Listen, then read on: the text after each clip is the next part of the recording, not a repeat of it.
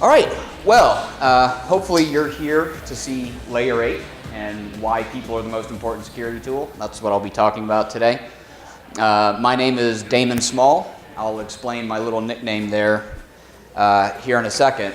Before I get started, though, I want to give a shout out to LastCon and OWASP for sponsoring this. I'll be honest with you, this is my first time attending LastCon, but it's always been one of those conferences that's very well spoken of, and I'm glad to be here, glad to be in Austin. I live in Houston, but my employer has an office here in Austin, so it's always great to come into town. And speaking of my employer, who is NCC Group, I think I have the best job in the world because it's part of my job to do this. I'm a technical director for NCC Group, and all the tech directors are expected to kind of be the face of InfoSec. And we're big believers in advocating for InfoSec and the people who do that.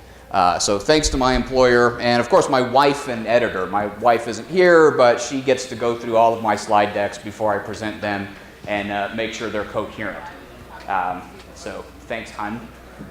Lastly, I want to thank you. I have the pleasure of doing quite a bit of public speaking, but every time I get up on stage, you always wonder, is anybody going to show up to see this thing? It's right after lunch, you're probably sleepy, it's Friday, you're probably looking forward to the happy hour, but thanks for coming. Much appreciated. And speaking of my employer, they are happy to support me in doing this, but you do have to sit through a short commercial. NCC Group, if you've not heard of us, we're based in Manchester, United Kingdom. We have about 2,000 employees worldwide, most of which are billable consultants. In North America, we've got about 200 consultants, as well as some of the management like me. 35 total offices globally. We were formed in 1999. We're publicly traded on the London Stock Exchange. And this slide's a little bit out of date. Our fiscal year end in May 2017, we did 264 million pounds in revenue. So we like to think we're reasonably good at what we do. We offer a lot of security services, but full stack, everyone likes to say that, but everything from application security to infrastructure security and so on and so forth. So we've got, if you can imagine 2,000 geeks, that's I've got at least one of every kind of security geek, I think, that exists. And like I said, a lot of offices. Hoping to add Houston to that list soon. But enough about them, let's talk about me. Chef, if you come, quick joke. How do you know if someone is a DEF CON presenter? He'll tell you. I'm a DEF CON presenter. So if you come see me in Las Vegas, and I love volunteering with the Wall of Sheep. I've got a couple of my fellow shepherds in the room right now. Not many people know who Damon is, but a lot of people know who Chef is. So, come, and if you forget, I've got it on my lab coat here. Started in IT in '95, started focusing on InfoSec in 2001. Louisiana native, go Tigers. Any Tiger fans? I'm in the wrong state, aren't I? All right, so I put this is my introductory slide. I put it together quite a while ago, and this was before the Equifax thing happened. So if you want to make jokes about my music degree, go right ahead. It's fine because I went to grad school and got a computer science degree, so I can use both sides of my brain. Started off as a blue teamer, that's why the blue lab coat. I'm the kind of token blue team guy that works for a red team company. Done work in healthcare for the DoD, worked out at Johnson Space Center for a little while, and of course oil and gas. So that's me. So let's jump into what I'm talking about in this concept of Layer 8 and people being the most important security tool. By the way, let me caveat this for you. I appreciate that I'm at the Lone Star Application Security Conference, and all of the case studies I'm going to show to you are really more Layer 3 routing and switching sorts of things. However, I think it's still relevant because, as I said, me and my organization, we believe in advocating for information security practitioners, and that includes, app dev, certainly. So what happened is I'm somewhat of a digital pack rat, and I had written a couple of white papers about a decade ago, and I stumbled across them. Excuse me, I need to click a button. I stumbled across those white papers, and I thought, oh, this is going to be comical. This is something I wrote 10 years ago. It's going to be horrible. And I read through, and there were white papers that described an incident response that I was engaged in. And I read through it, and I thought, this is actually still relevant. It's aged quite well, unlike me. And I thought, this is a good story that these concepts from a decade ago are still relevant. And so I converted the white papers into the slide deck, and hopefully it'll resonate with you as well. Again, this is about the people, but I am going to talk about some techniques that we use during the incident response. And they are simple, and they are old, but they remain useful. And I love telling stories. I love the sound of my own voice. Ask anybody I work with, they'll tell you that. And coincidentally, when I initially authored this slide deck, WannaCry had just happened, and I realized that a lot of the techniques that I described for fighting the self-propagating worm from a decade ago are still absolutely relevant today in the context of more advanced malicious software. All right, so audience poll, how many of y'all, first of all, how many folks are application developers? Okay, are there any routing and switching people in here? Oh, thank goodness, my people, there they are. All right, good, thanks. Do any of you, in the course of doing what you're doing, do you use tools like PSExec or TCP dump or WinDump? Maybe from time to time. Okay, come see, come stop. I'm going to be talking about some of those tools. And if you don't know what they are and you're not a routing and switching person, don't worry, I'll try to make it relevant for you anyway. So, if you work in an IT department, all IT departments, there's a lot of tools that cost money. Technical controls that we might implement in our environments. And time and money are finite resources, so you can't buy them all. Businesses have to remain fiscally responsible. As a consultant, I'll freely admit, I never think your security budget is big enough, and I never think you hire third-party consultancies enough, right? I mean, sure, you should give me more money. But I wonder, in the context of this, fiscal conservatism that we need to have, and the fact that the bad guys don't care what your budget is. If you're going to get attacked, you're going to get attacked. So I wonder, the question I'll pose is, are we overlooking the value of human ingenuity and the skills of our practitioners? The first case study, the white paper was actually called Finding the Needle. I thought it was extremely clever at the time, but it's, but whatever, that's what it was called. And it was an incident that occurred in December 2004. I worked for a hospital system at the time. And it was just a normal day. I think it was Friday, actually. Why do these incidents always happen on Fridays? The primary firewall failed that separated the local area network from the internet. And it failed, and all the network team knew initially was that there was a very large volume of traffic on TCP 135. And there were also periodic bursts of internet-bound traffic on various ephemeral ports, high ports. So in short, there was just so much traffic that the firewall fell over. And it became a very bad day for the networking team. So, of course, we thought, okay, this is some malicious software that's causing this. Something's gone horribly wrong, and we didn't know what it was. We had some barriers that prevented us from quickly diagnosing the problem. Some of the IP traffic appeared to be spoofed. And of course, if it's a spoofed IP address, it's limited on what that packet's going to be able to do, but it made it difficult to determine where the actual infected host was. This was a hospital, and hospitals, like many businesses, they had a ton of third-party supported systems. So these were systems that were on the hospital's network, but the hospital itself didn't have access to them. So they were just kind of a tenant in their data center. So we had limited access to look at those machines and figure out what was going on. At the time, this hospital system had about 8,000 workstations. That's not a very impressive number by today's standards, but it was still, you know, a significant number of devices that it was cumbersome. And again, this was 2004, so our networking team, they had protocol analyzers and things that could give us a lot of statistics about the network performance and what protocols were being used. But shockingly, they didn't really have any way to analyze traffic in real time.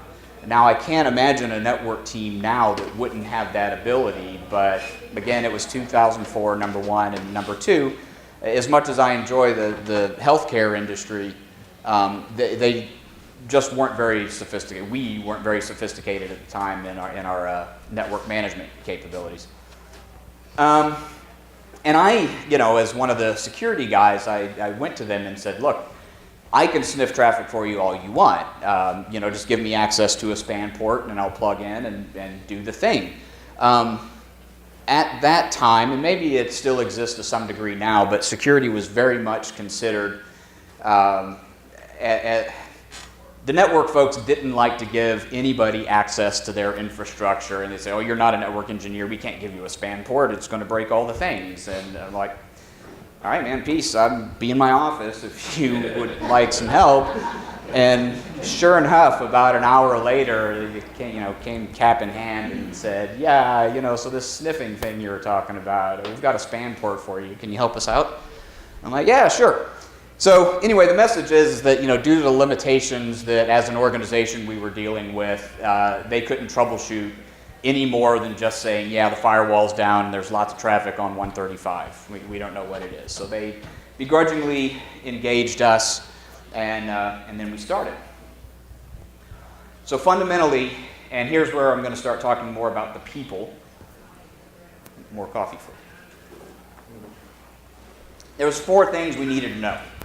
From where the traffic came to where it was going, what was causing it, and how to get rid of it. Right? Pretty basic things. But we couldn't answer those questions. So let's keep this in mind, and I'm going to step through how each of these 4 questions became answered. So we started off with exploring what kind of detective methods we had. I mentioned already that the network team had protocol analyzers, but they didn't have any real way to analyze traffic in real time. We had commercial antivirus, but we unfortunately discovered that on those 8,000 workstations and however many servers we had, it wasn't necessarily fully functional on every device that it was installed on, right? I mean, it's managing AV in an enterprise is hard. We had an IPS, and that was giving us some telemetry that was useful, and WinDump, which is the Windows port of TCP dump. If you're not familiar with the tool, it allows you to, it'll display all the network traffic that's going through your network interface so you can look at it in real time as it's flying across the wire.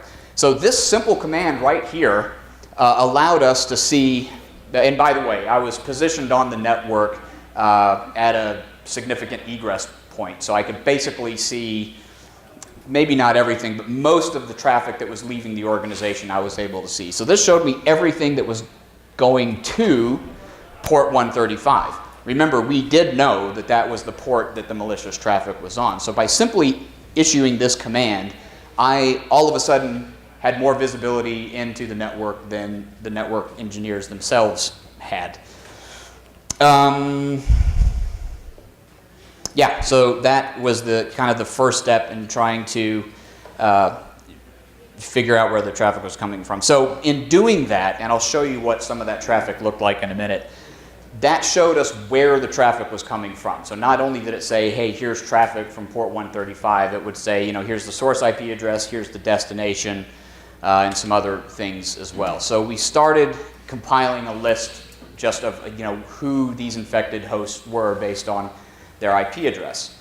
That allowed us, and by the way, I admit, you say, man, a lot of these processes are very, very manual, and yeah, but that was what we had to do at the time. There are certainly more efficient ways to do some of this stuff, and I'm certainly not suggesting that this is the best way, but rather it is a way. And so anyway, we gave the list of the infected hosts so that the desktop team could start looking at them and figuring out, okay, why isn't antivirus working, and then running manual scans and starting to clean up in that way. Based on those antivirus scans, we found at least a couple of different self-propagating worms. If you were working in the industry at the time, you might remember there's a couple of really bad vulnerabilities in RPC DCOM and the LSAS process that runs on Windows boxes. The interesting thing about self-propagating worms, as many of you or all of you may know, is that they don't require human interaction, right? That's why they're called worms and not viruses. So you don't even have to be logged into a computer. If it's vulnerable and the worm finds it, it'll pop the box and start trying to spread around the rest of your network. It looked a lot early on in the investigation like Blaster and Sasser. Those are two worms that took advantage of those two vulnerabilities. And of course, patches existed for these things. But it was 2004, and I think the organization's policy at the time was to deploy patches every quarter, whether the systems needed it or not. So, yeah, they weren't patched.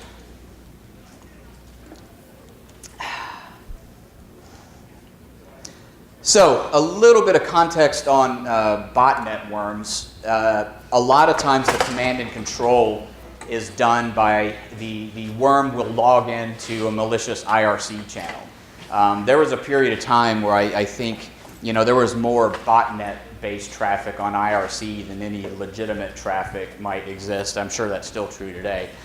So the worm, the software would log into an IRC channel, and then the bad guy could issue commands through that IRC channel. And then of course, the attacker can use these zombie computers for whatever he or she wants to, whatever sort of malicious activity. Before anyone points this out, yep, egress filtering rules on your firewall will help solve a lot of that stuff. But I mean, hey, again, it was 2004. Who was doing egress filtering in 04? So as it turns out, in addition to the traffic on port 135, there was so much traffic from these zombie computers trying to log into the IRC channel that started having a detrimental effect. Even though we were getting rid of the 135 traffic, all of a sudden the IRC traffic started giving us problems. So what did we do? We still needed more data, even though we had started gathering lots of good data. Antivirus continued to be of limited value, unfortunately. And part of it has to do with just how a worm works. As an aside, you're software people, so maybe you understand this, I'm sure you do, that when a worm exploits the vulnerability, a file doesn't get written to a disk system until after the exploit has been successful. So this was before, again, you'll hear me say this several times, it was 2004, so most antivirus products wouldn't do much in memory. They would just basically look at files on a file system. So the worm would exploit the box, then it would drop a payload, and then antivirus might notice it, but it was too late. It had already been exploited. So we had our IPS, so we said, okay, it's trying to log into IRC channels. There's no legitimate use for IRC in this organization, so we set the IPS to block any IRC login event. And we very quickly found 3 different destination IP addresses that were hosting these IRC channels. I've obfuscated the IP addresses, but they were 189, 94, and 228. So by blocking that, we fixed one problem, but we also created another problem for ourselves. Is anyone responsible for managing firewalls and/or IPSs or IDSs in here? All right, cool. Yeah. Thank goodness some systems people are here. So at the time, we had our IPS positioned on the dirty side of the firewall, because when the sales guy told us, oh yeah, put it on the outside of your firewall and it will block so much traffic that your firewall will begin to work more efficiently. Huh? It is post-NAT. So since it was on the outside of the firewall, all those hosts that had their addresses translated, all of the traffic appeared to be coming from the same IP address. I had no way now to see what the actual internal IP address was. Again, it was 2004. I was young. So we realized, oh great, now we're blocking this traffic, but we have no idea where the traffic's coming from. So we had to get creative again. I always do that slide in the wrong order. Okay, that's what I just said. So anyway, note to self, put the IPS on the inside of the firewall, or have it on both interfaces. So yeah, it was useful for stopping the infected host, but we couldn't find him. So WinDump came to the rescue again. So now that we knew who the malicious IRC channels were, we knew that all of the bots were going to be communicating with those channels. So we just set up WinDump to tell us, show us any traffic that went to any of those 3 IP addresses that we had. So that solved the problem of figuring out where the infected hosts were. And that proved to be very useful, but also it was also very cumbersome. So if you've ever worked with WinDump, and if you haven't, it's okay. But it basically, I mean, you can dump all of the information that it captures to a file, but it is a little cumbersome to manage and trying to, when you're quickly trying to extract the IP addresses out of there. So what we did is we had snort running somewhere, and so we just set up a very simple snort rule that all it did was say it looks, if traffic's coming from the home network and it's going to the variable botnet was defined as those same 3 IP addresses, send us an alert. And so that way we could very quickly alert on every time snort, which snort, by the way, was on the clean side of the firewall. It was on the inside, so we didn't have that NAT problem. It was easier to stand up a snort server than it was to try and reconfigure our perimeter. So not only did snort quickly give us an easily human-readable list of the infected hosts on the inside, but we were able to capture some of the traffic. And this is just, kind of like looking at a dead body. This is some of the traffic of the worm actually logging in to the malicious IRC channel. I won't go through what is happening in each of these lines. I just thought it was interesting that while the incident was happening, we were able to snag some of that traffic. Yeah, and this one was interesting because you can see in the last line, it says that there's 4,254 devices logged into it. So certainly modern botnets are much, much larger, but at the time we thought, wow, that's crazy. There's 4,000 devices, many of which were probably ours that were logged in to that channel. And you can see here on the private message that was sent to the bots, it looks like the bad guy started a scan of the 10.32 network on port 445. So that just shows the point. It's visually demonstrating that once they exploit a box, the bad guy will use it to try and find other boxes. And again, I just thought it was cool that we were able to capture that. And sure enough, we also saw that as the scan revealed additional vulnerable hosts, they got exploited. So that was helpful because we can say, well, we should probably go look at those hosts and clean them up. And then you can see in the last line here, I don't know for sure, but it looks like the bad guy has launched a distributed denial of service against that .158 address. And so now, your own organization's network resources are being consumed to attack somebody else. So that sets up a whole other part of the incident response where you're like, oh no, we're going to be held accountable for hacking somebody else's stuff. So yeah, again, just an interesting thing to see, I think. So we had figured out through these steps that we followed what the malicious software was. We knew where the infected hosts were, and we understood how command and control was happening. So now it was time to start on the cleanup process. So again, antivirus was ineffective. I'll resist the urge to say that even when properly configured, antivirus is ineffective, but there's no antivirus vendors in here, are there? So that wasn't really helpful. Again, we had these third-party supported devices that we didn't have access to, and we had some biomedical devices, and that's kind of a whole other problem. Anybody do work in healthcare, perchance? All right, I'll save the FDA 510K story for later then. So yeah, we still had some problems that we had to sort out.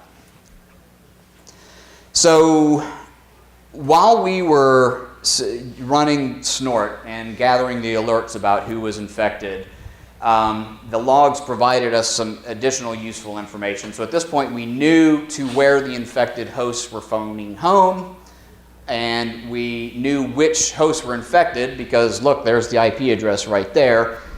But more importantly, we knew which port the software was using. That last thing here, this is port 1303, that's what the software was using to communicate to the remote IRC channel. So once we had that sorted out, we could use FFPort, which is a tool that you can run that will tell you which processes are running on a remote host, and more importantly, which port it's using. So you can see this is what the output of FFPort looks like, and sure enough, there's our buddy 1303 being used by a process called W32USB2.exe.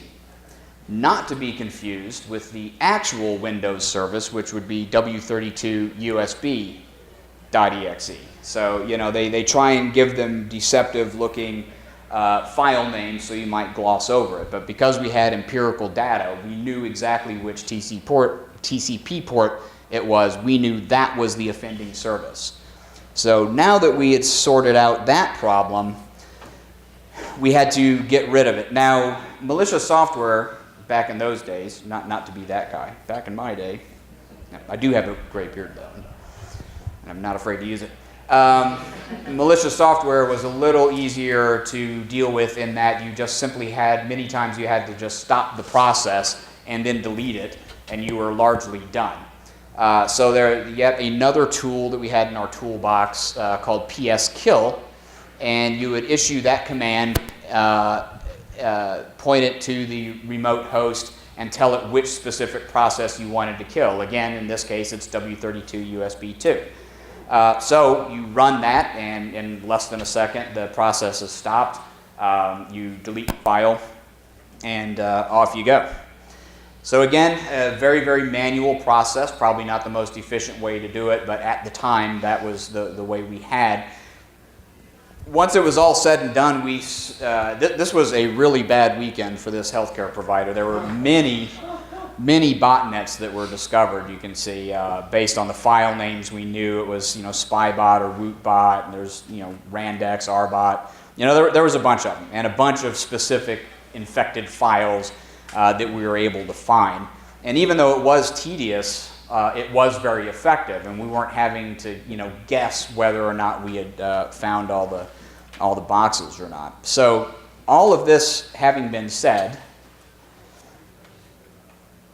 oh right, I love this story, knowing which screw to turn. There's a story, I really want to believe it's true. I don't know if it is or not, but as the story goes, there was a machinist who was called to work on a generator. I forget if it was an Edison or a Westinghouse generator, but it wasn't working right. And the machinist walked up, took one look, turned a screw, and the problem was solved. And so he gave the invoice to the business owner who owned this thing, and it was for like $10,000. The guy said, "You turned a screw. How in the world is this $10,000? You better send me an itemized invoice." And as a consultant, I'm used to hearing that. I get my invoices questioned all the time. And so the machinist sent back an itemized invoice, and it was turning the screw $1, knowing which screw to turn $999. So I kind of thought of that. Again, I freely admit none of these techniques were complicated. None of these tools are hard to use. But in that very specific order and gathering the information we gathered, it was very effective. I think the lesson that I learned at that time is understanding the nature of a problem in the context in which it existed, based on the collective decades of experience me and my team had at the time, is what resulted in us being successful, even though we were very limited in our technical capabilities that we had within that organization. And as I said earlier, these techniques are still relevant. If you had, for self-propagating software, many of these techniques would absolutely be very effective. So the next case study, and it was the same organization, sadly. I hope that doesn't speak to my ability to secure that organization when I was working there. There was a WebDAV buffer overflow that existed, and a buddy of mine from the web services team called me. It was on a weekend. I remember distinctly, it was a Saturday. I was at home.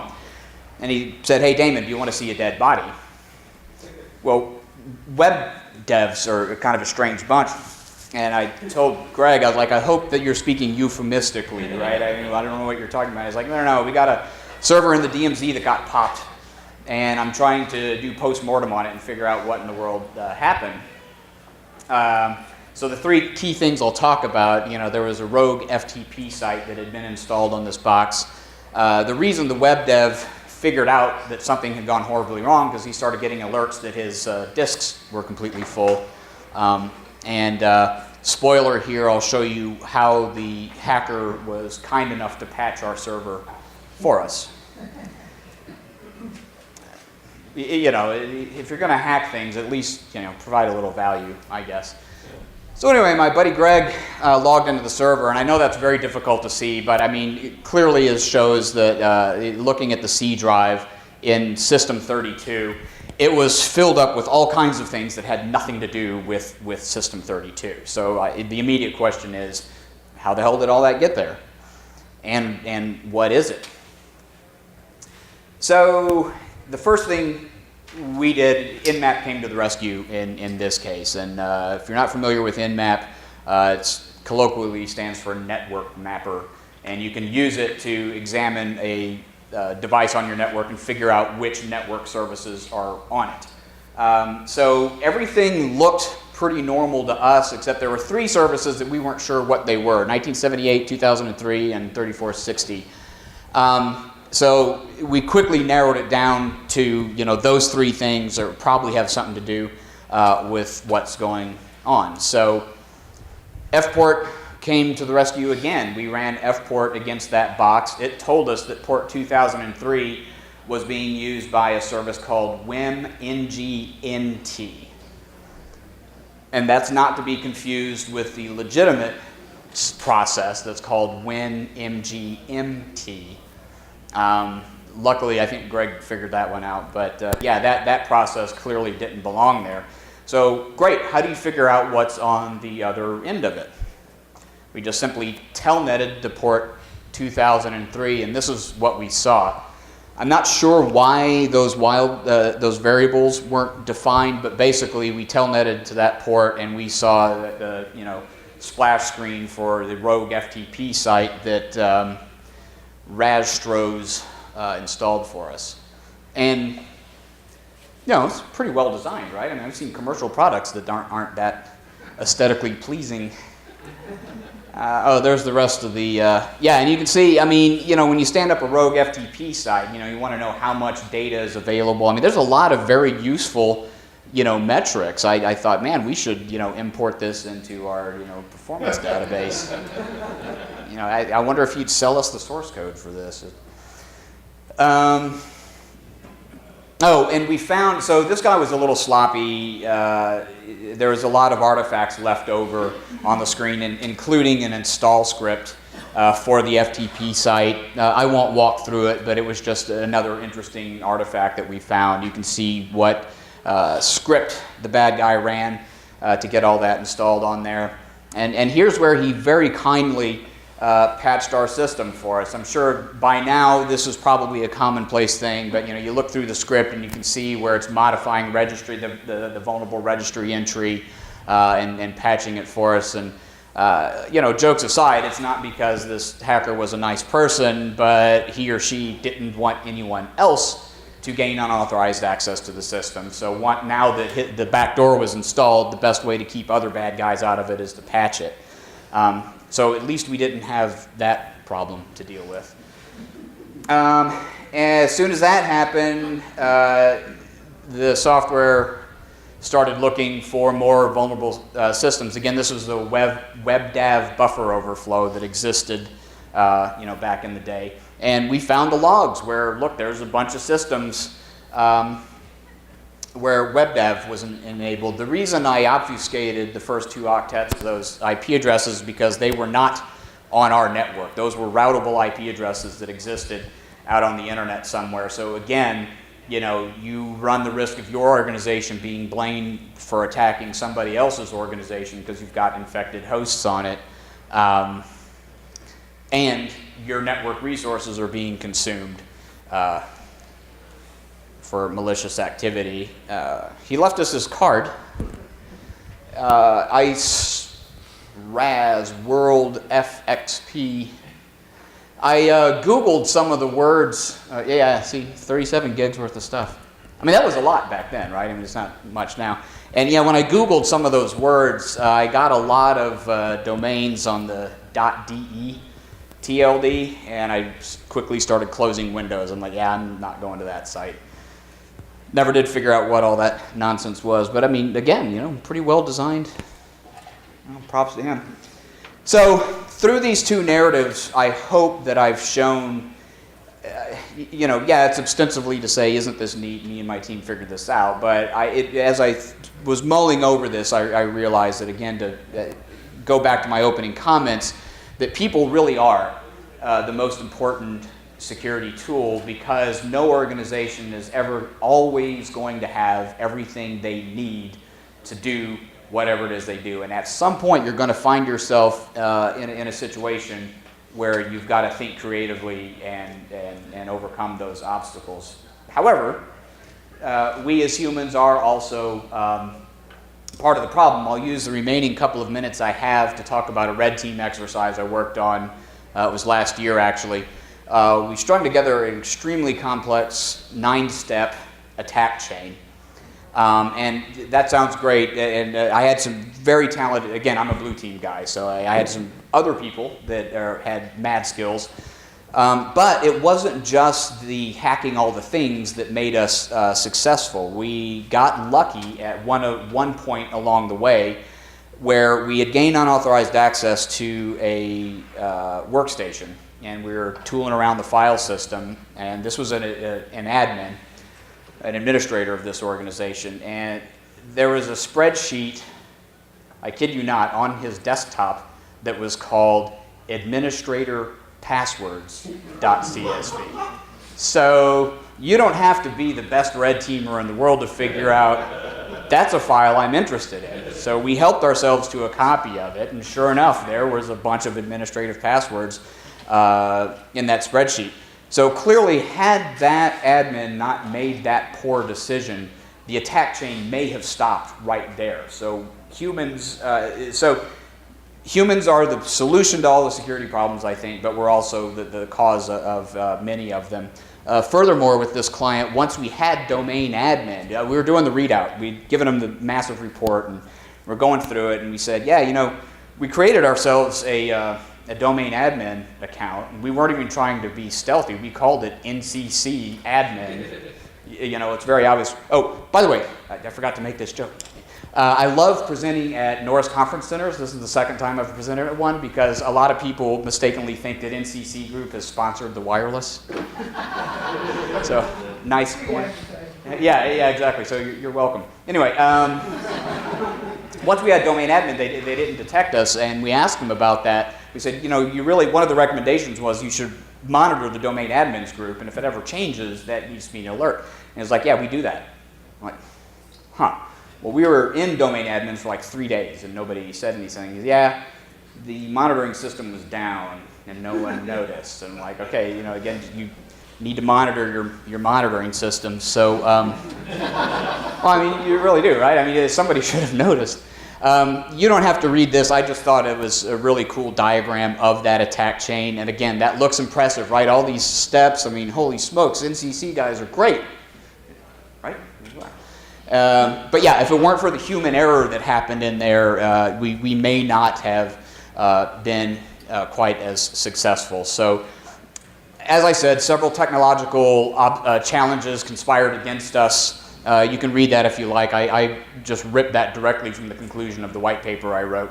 But again, to reiterate, I really think that I hope this resonates with you, and I hope it illustrates the point that it's our people that are going to help us be successful in fighting the information security challenges that we face. So great, what can we do?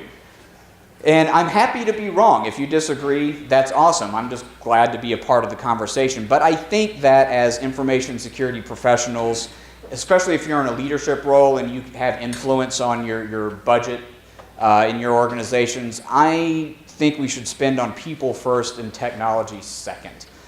Build your team of people and then make technological decisions based on the capabilities of those people.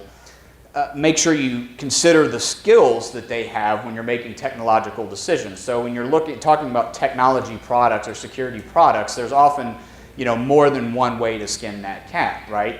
And so it's not about, sometimes there's a clear leader in a given product line, but sometimes there's several products to choose from. So make sure you have your people able to support whichever technologies you decide on. If you have gaps, spend on training first and hiring second. I think if you're not taking full advantage of the people you already have, adding headcount might not fix it. Maybe it will.